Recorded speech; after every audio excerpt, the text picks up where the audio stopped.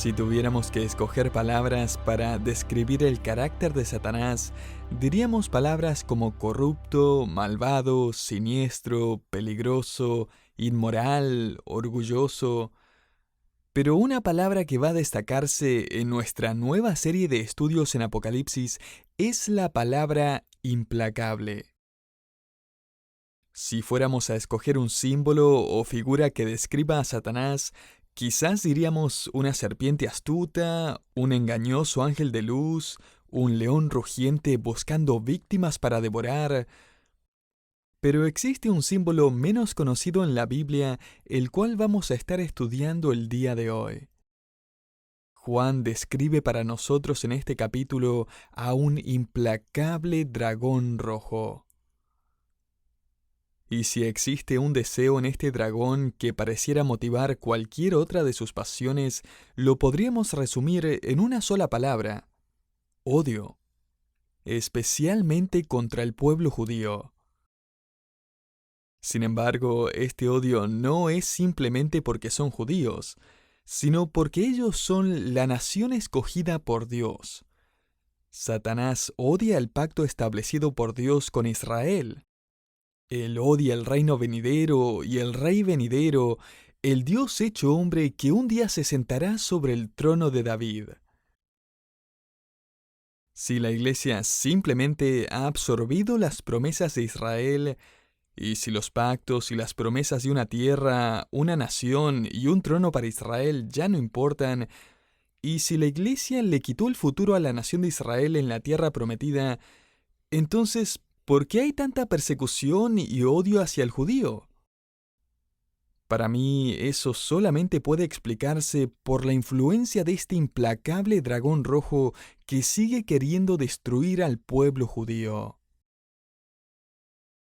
En el segundo siglo, los judíos en Egipto y la región mesopotámica fueron vendidos como esclavos en tan grandes cantidades que un esclavo en óptimas condiciones de salud llegó a estar al mismo precio que un caballo. Las cruzadas que comenzaron en el siglo XI terminaron asesinando cientos de miles de judíos. Unos 1000 años atrás, los judíos fueron expulsados de Inglaterra. En Francia y Alemania fueron acusados de traer la peste negra y fueron tratados violentamente. Y quizás diga, bueno, pero eso pasó en el siglo XIII. Esos son los tiempos medievales, donde nadie sabía nada. Un reporte de CNN anunció hace poco tiempo atrás: el antisemitismo incrementa mundialmente.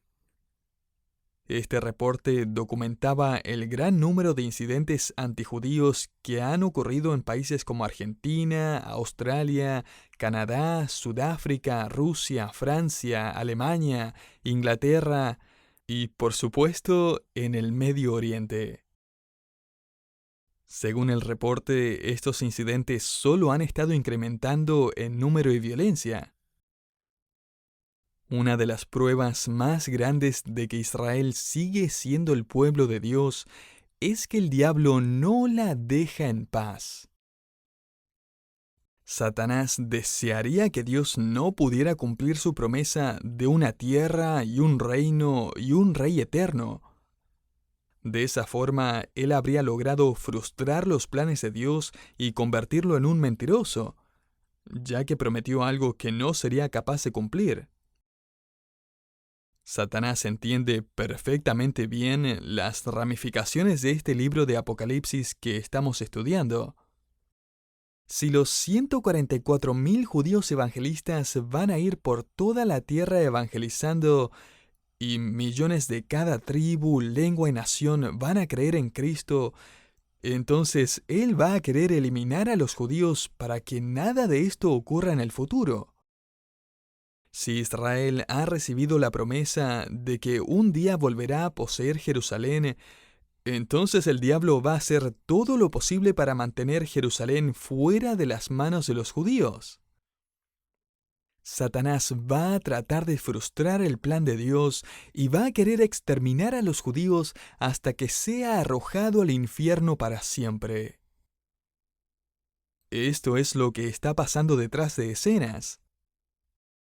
Esa es la razón por la que leemos todos esos tristes titulares en los diarios. El dragón rojo es la razón por la que las páginas de la historia están manchadas con la sangre de los judíos. Pero no solo será este dragón rojo que estará en los titulares de la tribulación.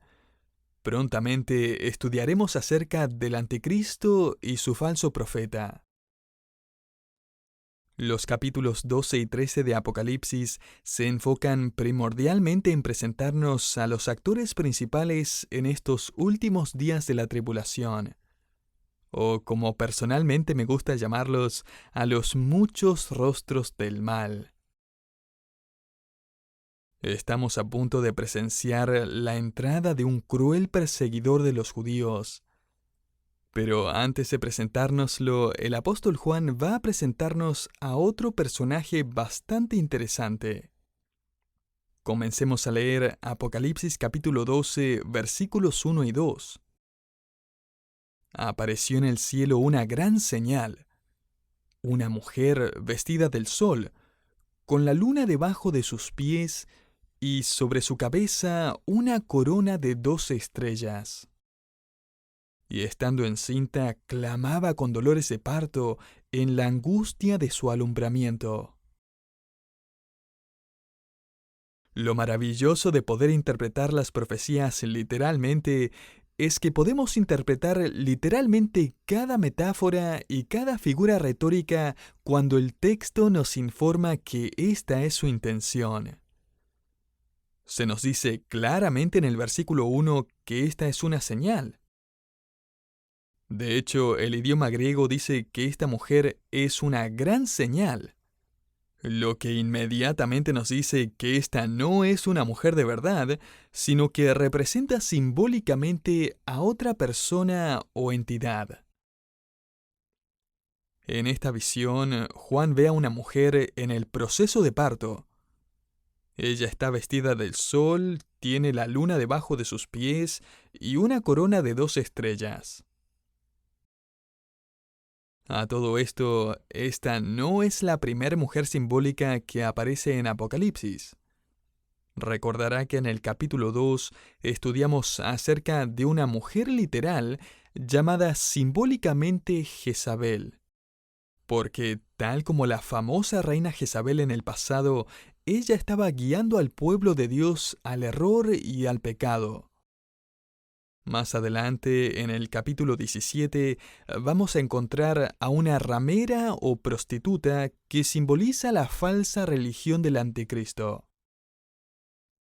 En el capítulo 19 vamos a encontrar a otra mujer que simboliza la esposa de Cristo, la novia del Cordero. Ahora, en estos versículos del capítulo 12, vemos a otra mujer simbólica. Esta mujer está en pleno trabajo de parto, vestida muy diferente a como estaba su esposa cuando la llevaron a la sala de parto. Esta mujer tiene un sol, una luna y una corona de 2 estrellas. La pregunta entonces es, ¿qué representa esta mujer? En mi estudio encontré al menos 5 opiniones diferentes. Mary Baker Eddy creía en toda humildad que ella era la mujer, y que el hijo que ella estaba teniendo era el movimiento de la ciencia cristiana, la cual nació en 1879. Desafortunadamente, ahora ella sabe que no era esa mujer. La Iglesia Católica Romana cree que esta mujer es María, a quien se refieren como la Reina del Cielo, la cual, según dicen, fue llevada al cielo sin morir. Pero hay varios problemas con esta perspectiva, entre los cuales está el endiosamiento de María, la cual recibe prácticamente el mismo respeto y estatus de Cristo. Pero más específicamente, en lo que respecta a este pasaje, esta mujer ya ha sido coronada, y ya está en el cielo cuando aún sigue embarazada del niño. ¿Acaso María ya estaba en el cielo coronada cuando quedó embarazada de Jesús, quien todavía tenía que nacer en la tierra, ser crucificado y ascender al cielo? Una tercera opinión sostiene que la mujer representa a Dios mismo. Esta opinión deja sin explicar cómo es que Dios da a luz a Dios y luego se ve forzado a escapar del dragón, lo que vamos a estudiar más adelante. Una cuarta opinión es que la mujer es la iglesia.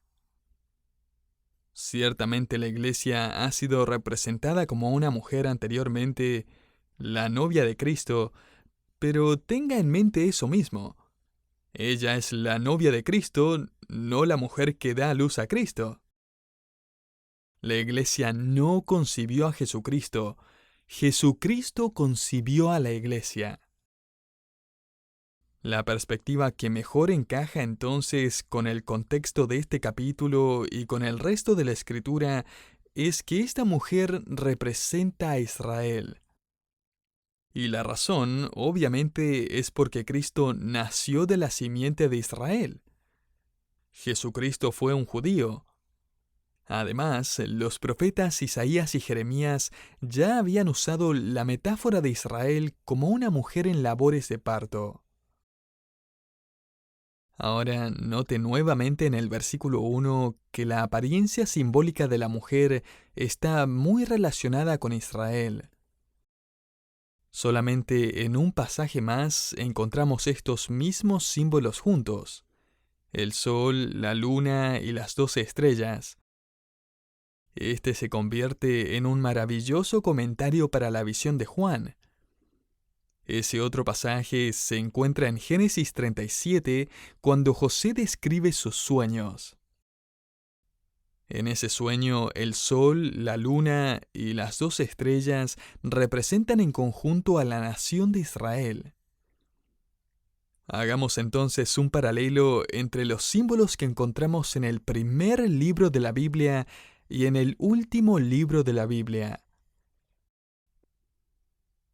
La mujer Israel estaba vestida del sol, una alusión en Génesis 37 a Jacob, también llamado Israel, heredero de las bendiciones del pacto de Abraham y uno de los patriarcas de la nación judía.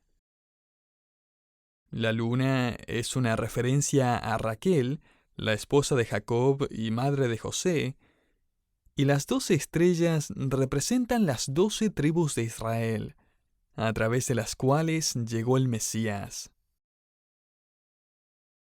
Ya hemos identificado la primera señal y estamos listos para continuar con la siguiente. Ahora Juan nos presenta lo que vamos a llamar el primer rostro del mal. Note quién está al acecho en Apocalipsis 12, 3 al 4. Entonces apareció otra señal en el cielo. He aquí, un gran dragón rojo que tenía 7 cabezas y 10 cuernos, y sobre sus cabezas había 7 diademas. Su cola arrastró la tercera parte de las estrellas del cielo y las arrojó sobre la tierra. Y el dragón se paró delante de la mujer que estaba para dar a luz, a fin de devorar a su hijo tan pronto como naciese.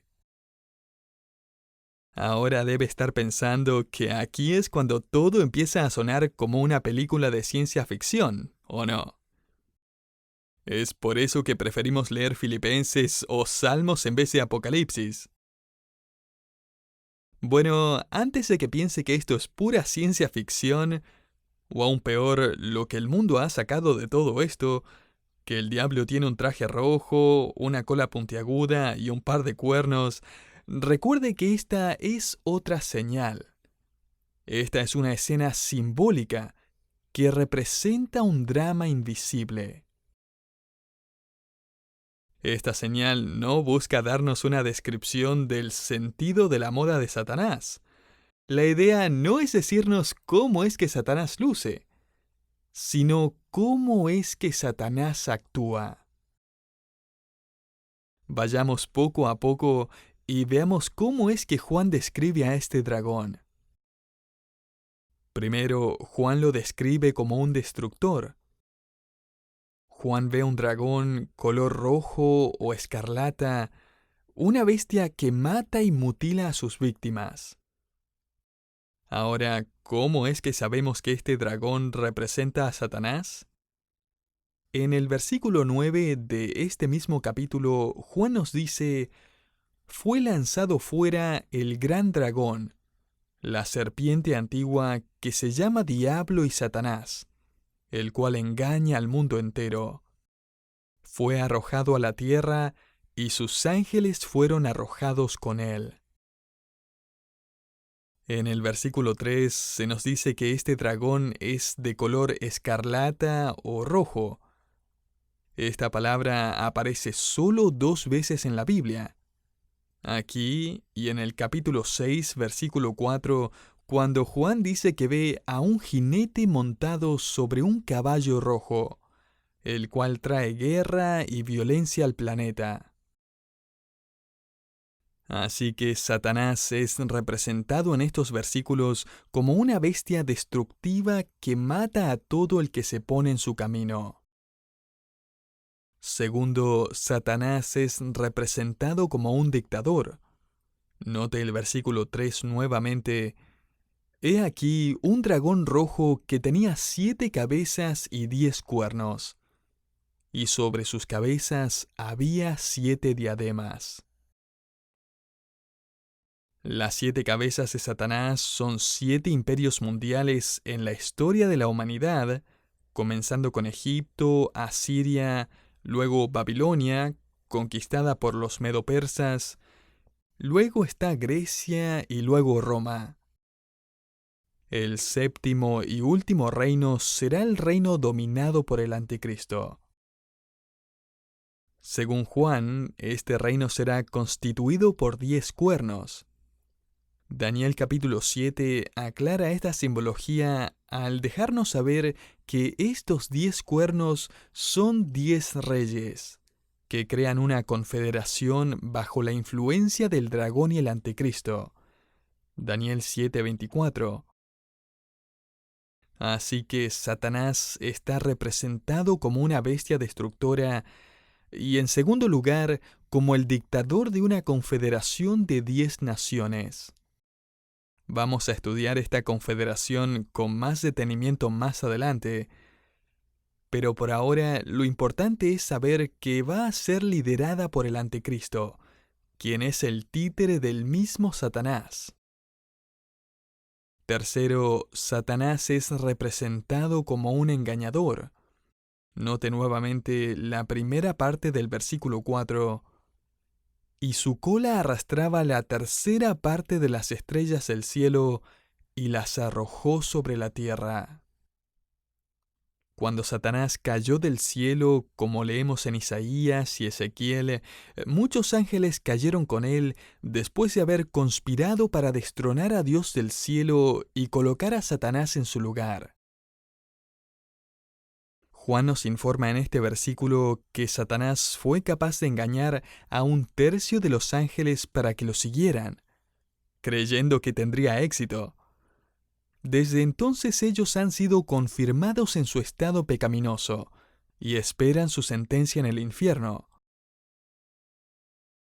Nunca se nos dice cuántos ángeles Dios creó, pero hemos visto en Apocalipsis 9 que al menos 200 millones de demonios van a aterrorizar el planeta en uno de los juicios divinos, y se nos da la impresión de que estos no son todos los demonios que existen. Así que imagine, si unos 200 o 300 millones de demonios representan solo 1/3 de todos los ángeles, entonces creo que no sería muy exagerado decir que deben haber al menos 1 billón de seres angelicales. No tenemos la menor idea de cómo realmente es este mundo espiritual. Sin embargo, sabemos que mayor es el que está en vosotros que el que está en el mundo. Primera Juan 4:4. Y eso nos trae paz. El maligno es una bestia destructora, un dictador mundial y un engañador persuasivo. Finalmente, Satanás es descrito como un devorador de la simiente de Israel. Note nuevamente en la última parte del versículo 4 esta gráfica escena del deseo consumidor de Satanás. Y el dragón se paró frente a la mujer que estaba para dar a luz a fin de devorar a su hijo tan pronto como naciese. En otras palabras, él quiere hacer cualquier cosa para matar al Mesías tan pronto como nazca. Herodes era meramente un peón en las garras del dragón, mientras él enviaba soldados a través de Belén para matar a los niños judíos menores de 2 años. Mateo 2:16. Pero ahora note lo que ocurre en el versículo 5. Y ella dio a luz un hijo varón que ha de regir a todas las naciones con vara de hierro. Y su hijo fue arrebatado hasta Dios y hasta su trono. Note la forma en que la visión de Juan se salta todo entre la encarnación y la ascensión de Cristo. El Evangelio de Juan provee esos detalles. El dragón obviamente falla en su intento de matar a la simiente de Israel, y eso solo lo enfurece más, como se nos muestra en el versículo 13. Él va a perseguir a la mujer que dio a luz al hijo. En otras palabras, ya que no pudo matar al Mesías judío, busca desahogar su ira en los judíos. Va a requerir una protección única y sobrenatural de parte de Dios para mantener a los judíos con vida y salud durante este tiempo, como vamos a estudiar en nuestro próximo programa. Las noticias nos informan que el antisemitismo sigue creciendo.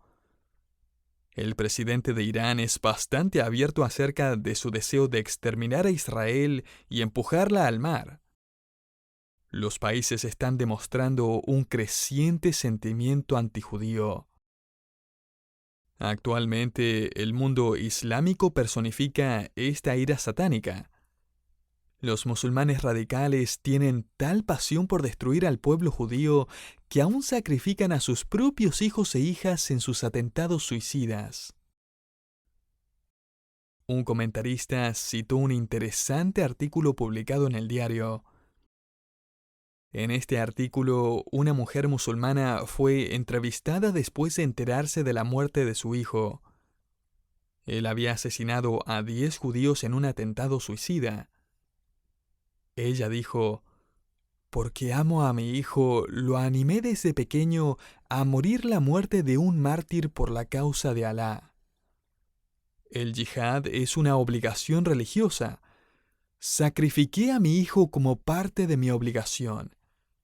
Le pedí a Alá que me diera 10 israelitas para mi hijo, y Alá me concedió mi petición». ¡Cuán trágico!